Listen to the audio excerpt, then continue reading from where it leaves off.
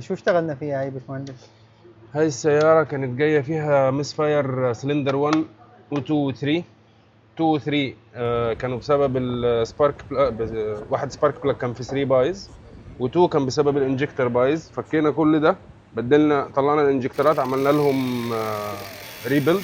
احط لك الفيديو بتاع ريبيلد جوه الفيديو، والفيديو بتاع الفحص بقى عشان نتاكد ان الكويل ده هو اللي مضروب عندنا. كنا فاتحين اوسيلوسكوب عشان نتشيك بيه.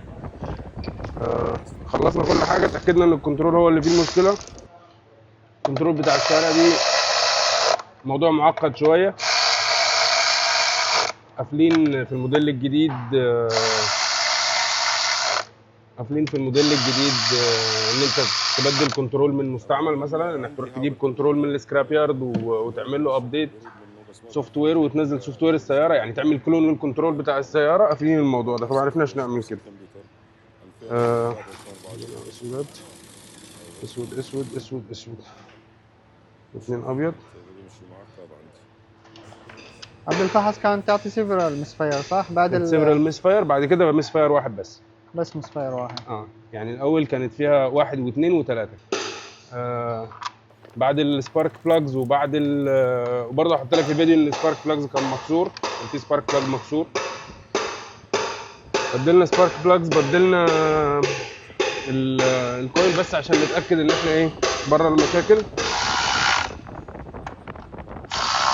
واقدر اقول لك ان بدايه المشكله كانت سبارك بلاج هو اللي بوظ الكويل. مش هيبان نويز كانسليشن ما في؟ لا مش للدرجه دي، في نويز كانسليشن بس مش للدرجه دي. لا عادي بيعمل. احنا اخضر، خليها ازرق. اهو في شوفها كده اتغيرت قدامك. هاي نويز كانسليشن بس برضو مش هيودي ده نويز كانسليشن الهواء مثلا. لا لا هذا اسمه نويز. لا ده مش نويز، ده شغل. طيب فاضل لنا اتنين الكنترول واتنين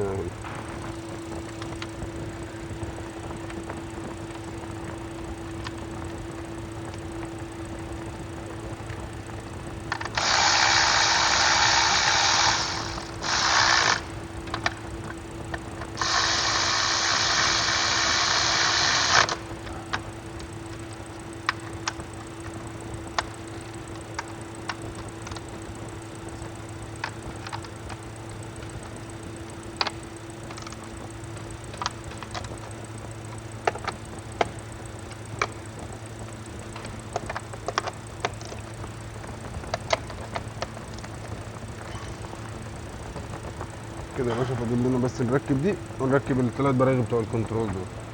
يعني نركب براغي الكنترول الاول، وبعدين نبقى نفك الكونكتور ونركبه صح.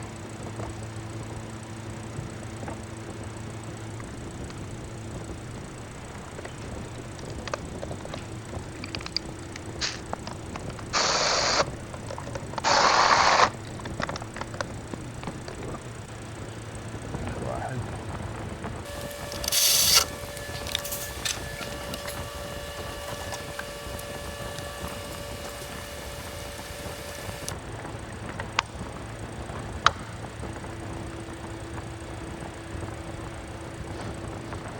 شيري اون ذا توب. بسم الله.